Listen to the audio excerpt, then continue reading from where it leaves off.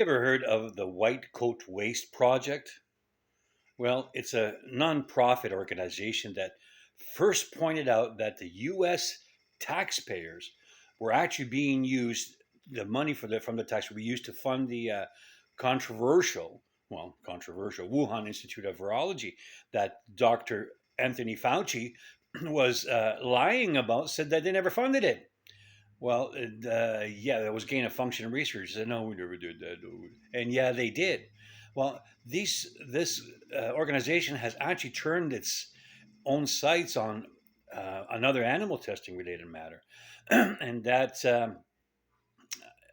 it's about puppies, dogs, beagles, infecting dozens of beagles with disease causing parasites to test an experimental drug on them.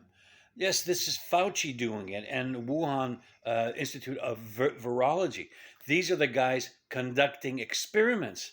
Well, they also locked these people, these scientists, I want to call them, they also locked up beagles alone in cages in the desert overnight for 9 consecutive nights.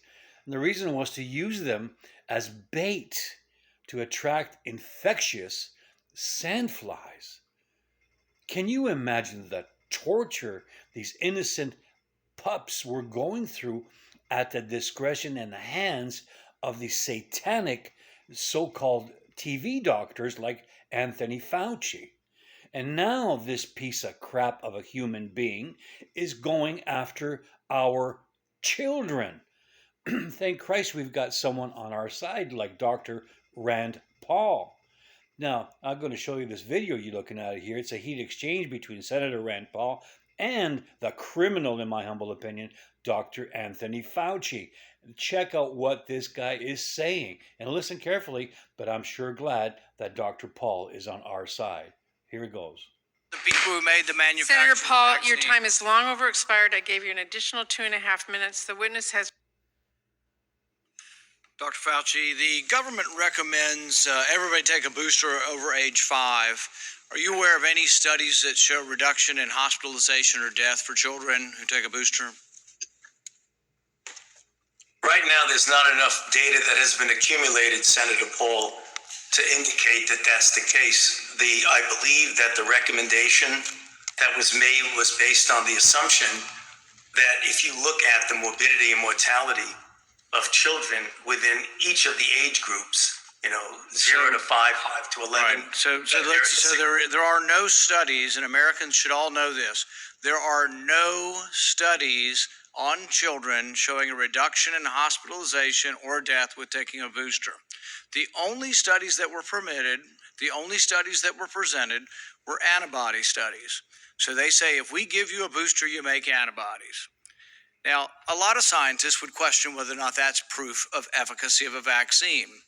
If I give you 10, or if I give a patient 10 mRNA vaccines and they make protein each time, or they make antibody each time, is that proof that we should give 10 boosters, Dr. Fauci? No, I think that is somewhat of an absurd exaggeration. Well, that is the proof that you use. Your committees use that. That's the only proof you have to tell children to take a booster is that they make antibodies. So it's not an absurdity. You're already at like 5 boosters for people. You've had, 2 or 3 boosters. It's like, where is the proof? Now, I think there is probably some indication for older folks that have some risk factors. For younger folks, there's not. But here's the other thing. There are some risk factors for the vaccine. So the risk of myocarditis with a second dose for adolescent boys 12 to 24 is about 80 in a million. This is both from the CDC and from the Israeli study. It's also in the VAERS study, remarkably similar for boys, much higher from boys than girls and much higher than the background. The background's about 2 per million. So there is risk and there are risks. And you're telling everybody in America just blindly go out there because we made antibodies. So it is not an absurd corollary to say if you have 10. In fact, you probably make antibodies if you get 100 boosters. All right? That's not science. That's conjecture. And we should not be making public policy on it. So, Senator Paul.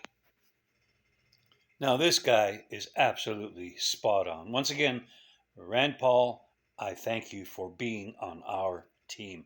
Dr. Fauci, We'll come visit you, maybe in prison.